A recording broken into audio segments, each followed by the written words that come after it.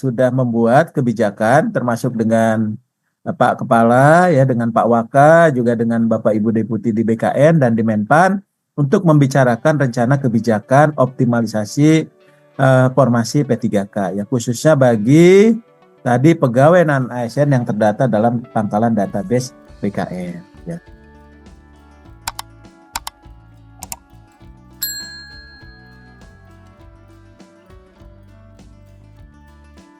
Berdasarkan surat dari Pak Kepala BKN ya. Kemudian juga kita sudah melakukan coaching klinik juga. Ini alhamdulillah Pak Kepala, Pak Waka, Pak Deputi, tim Bapak itu sudah bergerak dengan tim kami ya, termasuk juga dihadiri oleh 546 instansi daerah ya, baik dari Odda Kemendagri, dari PPSU-nya BKN ya, tanggal 9 sampai 15. Jadi setiap sore itu teman-teman itu standby untuk melakukan dialog diskusi dengan teman-teman pemerintah daerah. Nah, kemudian dari sisi Kemenpan kita juga sudah membuat kebijakan termasuk dengan Pak Kepala ya, dengan Pak Waka, juga dengan Bapak Ibu Deputi di BKN dan di Menpan untuk membicarakan rencana kebijakan optimalisasi formasi P3K ya, khususnya bagi tadi pegawai non ASN yang terdata dalam pangkalan database BKN ya. Nah, oleh sebab itu dari hasil diskusi kita itu apa-apa saja yang menjadi PR kita.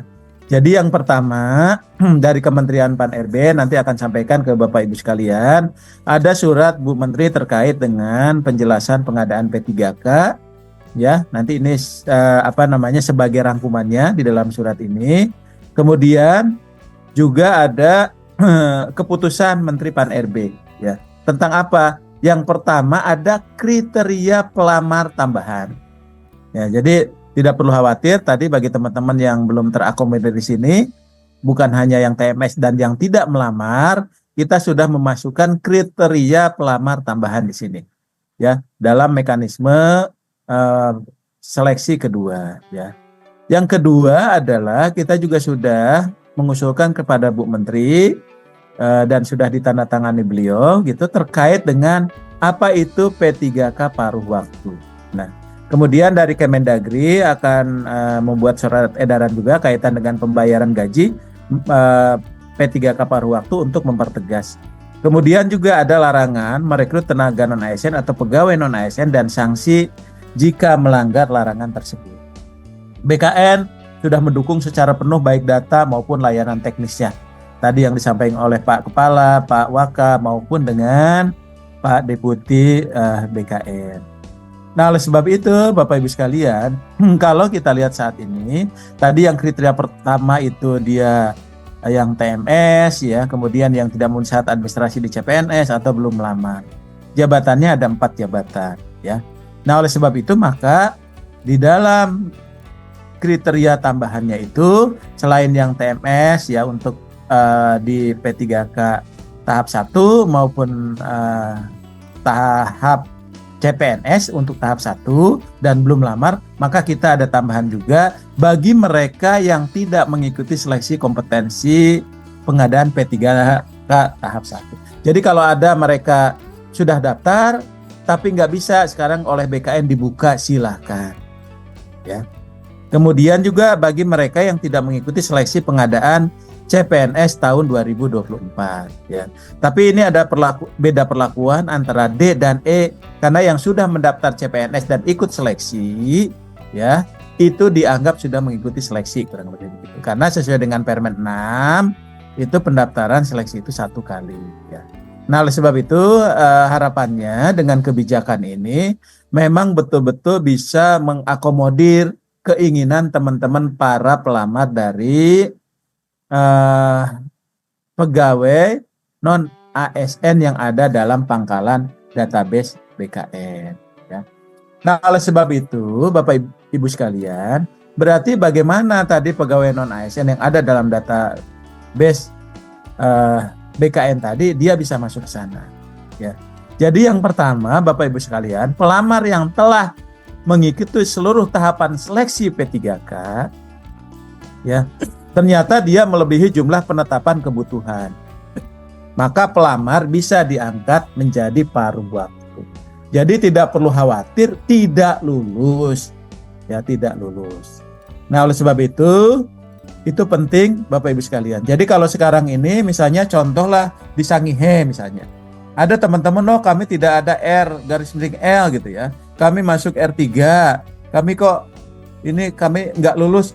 Tidak perlu khawatir. Dalam hal tadi di sini dijelaskan pelamar yang telah mengikuti seleksi tapi jumlah formasinya terbatas, dia tetap menjadi paruh waktu. Contohnya apa?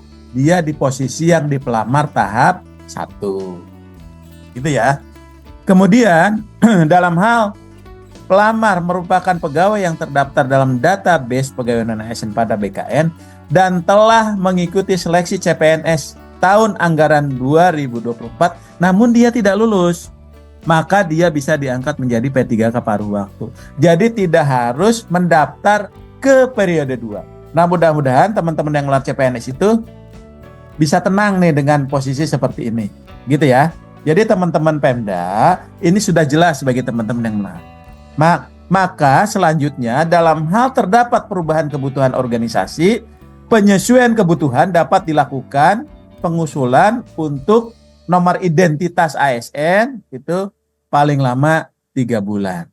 Ya, 3 bulan. Jadi jelas ya Bapak Ibu sekalian bahwa kesempatannya itu bagi yang 1 dan 2 itu dia bisa berjalan. Lalu bagaimana sih sebetulnya, ada juga pertanyaan, izin Pak Kepala, Pak Waka, Pak Deputi, kaitan dengan konsep kebijakan penerapan P3K paruh waktunya. Ya. Nah, ini kita sudah membuat beberapa rumusan terkait dengan definisi paruh waktu. Definisi paruh waktu ini Pak Kepala ini ditengok Bu Menteri ya. Kemudian jenis jabatannya, kemudian kriteria dan syaratnya, kemudian juga ada statusnya, mekanisme dan sebagainya. Jadi sudah diruntut untuk konsep P3K paruh waktunya ya. Lalu apa itu yang P3K paruh waktu? Ini P3K paruh waktu itu adalah pegawai yang diangkat berdasarkan perjanjian kerja dan diberikan upah sesuai dengan ketersediaan anggaran instansi pemerintah. Artinya apa? Ini berlaku hanya untuk sementara. Bagi siapa? Pertama, bagi pegawai non-ASN yang terdaftar dalam pangkalan database BKN. Ya. Kemudian yang kedua adalah pelamar tadi yang ada dalam pangkalan database BKN itu dia mendaftar dan mengikuti seleksi P3K tahap 1 atau dia tidak lulus seleksi CPNS. Jadi Bu Menteri, Pak Kepala, ya Pak Waka, bahwa mereka yang tidak lulus CPNS tadi yang menjadi pertanyaan itu, mereka nanti akan menjadi paruh waktu karena mereka sudah mendaftar. Karena di dalam Permen 46 mereka itu mendaftar hanya untuk 1 kali gitu ya. Kemudian juga pelamar yang tidak mendapatkan kebutuhan formasi. Jadi dia formasinya itu penuh gitu. Yang melamar ada 100, formasinya ada 50, maka yang 50 itu otomatis dia menjadi paruh waktu. Dan ini hanya berlaku dalam masa transisi bagi pegawai non-ASN yang terdaftar dalam pangkalan database BKN. Ya, jadi ini adalah Bapak Ibu sekalian kira-kira P3K paruh waktu itu. Nah, oleh sebab itu dari rumusan ini sudah dituangkan dalam kebijakan Bu Menteri. Nah, oleh sebab itu apa nih yang menjadi kriterianya di sini? Yang pertama bahwa pegawai non-ASN yang telah dilakukan pendataan dan mengikuti seleksi. Jadi dia itu wajib mengikuti seleksi, mendaftar dan mengikuti seleksi di tahun anggaran 2024 ini. Ya. Kemudian juga pegawai non-ASN yang telah mengikuti tahapan. Ya, jadi tahapannya dia sudah dia ikuti semua, mendaftar dan mengikuti seleksi. Kemudian juga pegawai non-ASN yang mendaftar pada pengadaan P3K namun tidak dapat formasi. Kemudian yang terakhir itu karena anggaran untuk membayarnya tidak terpenuhi, maka dialihkan menjadi P3K paruh waktu. Namun syaratnya ini penting, ada beberapa pertanyaan. Bagaimana kalau pegawai non-ASN dia tidak memiliki ijazah? Maka syaratnya itu adalah harus memiliki ijazah sesuai dengan syarat jabatan yang diduduki. Nah, untuk ijazah ini nggak perlu khawatir Bapak Ibu sekalian, karena dari keputusan Bu Menteri itu menyebutkan ada 4 jabatan. Ya, yang ini bisa dilamar oleh seluruh kualifikasi pendidikan. Ya, jadi kalau yang tidak punya ijazah, maka dia tidak bisa mendaftar dan mengikuti seleksi P3K. Kenapa ijazah ini penting? Karena ijazah ini nanti sebagai dasar, pertama dasar pengangkatan, kedua dasar penggajian dia akan di golongan mana. Jadi kalau tidak ada ijazah, kita tidak memiliki dasar untuk itu. Kemudian syaratnya juga adalah terdata dalam database BKN, ya, dan memiliki tadi masa kerja 2 tahun, ya, pada saat seleksi ASN 2024. Jadi rata-rata kalau di dalam database BKN itu, maka dia seharusnya sudah memenuhi syarat. Dan yang ketiga itu adalah mendaftar dan telah mengikuti seleksi di tahun 2024. Nah, oleh sebab itu ada mekanismenya nanti bahwa usulan penetapan kebutuhan sebagai dasar pengajuan, ya, nomor identitas nomor identitas ASN kemarin yang kita sepakati itu ke BKN. Kemudian ada masa perjanjian kerja ditetapkan 1 tahun, itu yang dituangkan dalam perjanjian kerja sampai dengan diangkat menjadi P3K.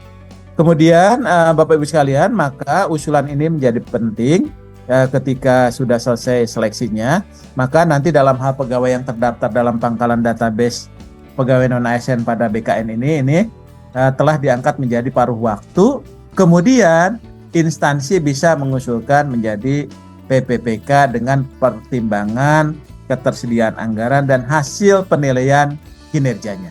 Ya. Jadi artinya nanti teman-teman tadi yang sudah menjadi paruh waktu itu bisa menjadi P3K tanpa melalui seleksi.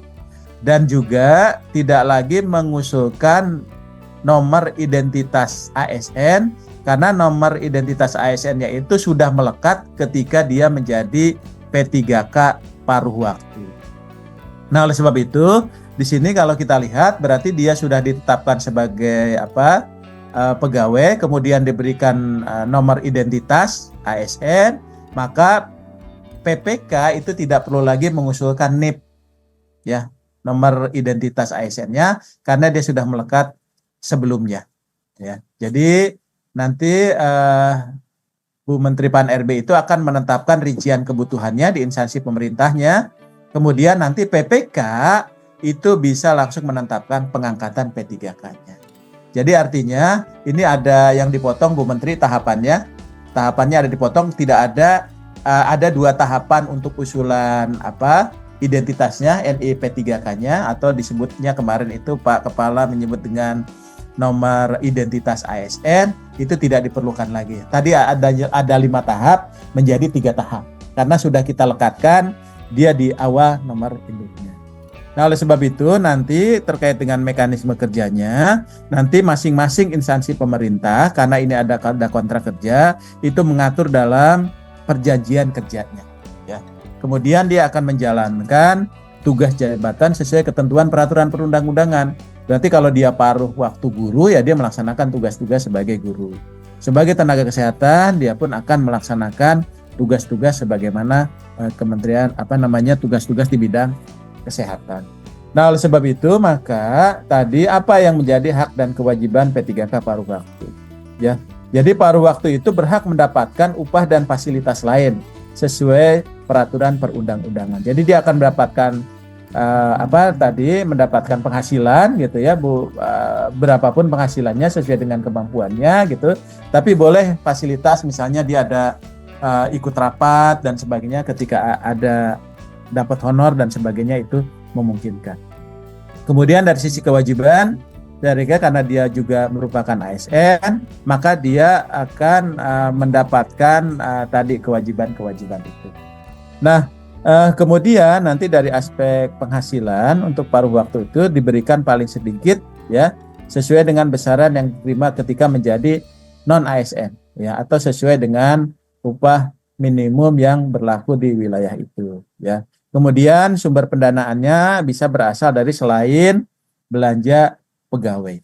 Nah, kemudian P3K paruh waktu juga itu harus memenuhi ketentuan terkait dengan disiplin ya, sesuai dengan disiplin ASN. Nah, ini Bapak Ibu sekalian, supaya dari awal pun dia sudah memahami bahwa mereka itu wajib ya memenuhi ketentuan tersebut ya. Nah, demikian barangkali Pak Kepala beberapa hal yang kami sampaikan kepada Bapak Ibu sekalian terkait dengan kebijakan kaitan dengan paruh waktu dan juga kebijakan penyelesaian penataan tenaga non ASN.